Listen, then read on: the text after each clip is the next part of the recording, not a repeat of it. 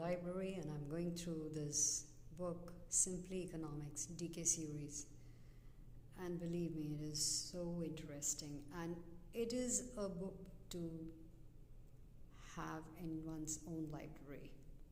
So for you to see, it is Penguin Random House, DK London, and talking about the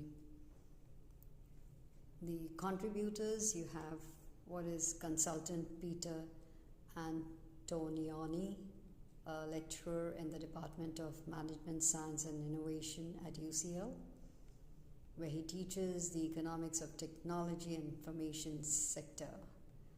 Then other contributors are John Fanden, an award-winning author who has written over 1,000 books, including overviews of the booming economies of China and India, and contributed to many DK titles, including The Economics Book and How Business Works. Then you have Shari, S-H-A-R-I, last, is an author and editor of best-selling reference books and has contributed to numerous DK titles. And then you have Philip Parker, is a critically acclaimed author and award-winning editor who has contributed to many DK books. So all of this, and they've done a great job, let me tell you. Reading a little from introduction, what is economics? Economics is a study of production and distribution. Economists seek to understand how goods and services are produced and who consumes them. One focus of economics is on how markets shape decisions about production and distribution. Economists use a range of tools to analyze market behavior, and those are costs and prices, perhaps.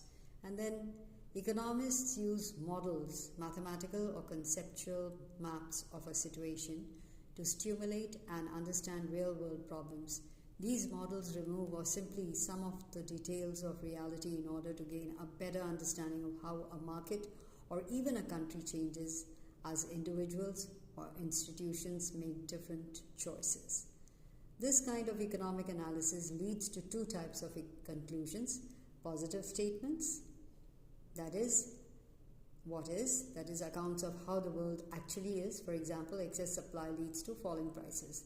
And normative statements, that is what ought to be, that is accounts to how things should be. For instance, a government should choose a different monetary policy. It is not always easy to differentiate between which statements can and cannot be verified. So economists look carefully at conclusions about what should be done and try to tease out the possible consequences of different courses of action. So there's a quote from Alfred Marshall: "The most valuable of all capital is that invested in human beings," he says. Then there's something they write about thinking small, which is micro. Then when thinking big, it's about macro, the big picture, macroeconomics.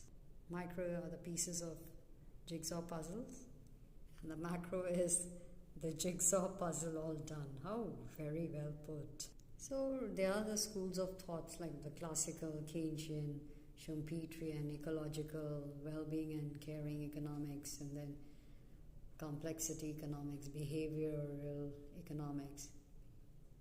So behavioral economics emerged after World War II. And then Marxist economist, Austrian economics, etc.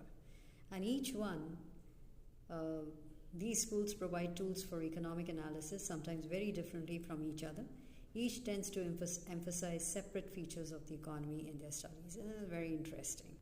Economics is all about choices because there is scarcity of resources and unlimited wants. Page 66, they talk about life isn't fair because of the inequality, and they talk about the Gini index of measuring inequality. Go through this, you must read. Business cycles, good times, bad times. Find how time devalues money. So why rate of interest is important. A simple book, brilliantly put. Must buy.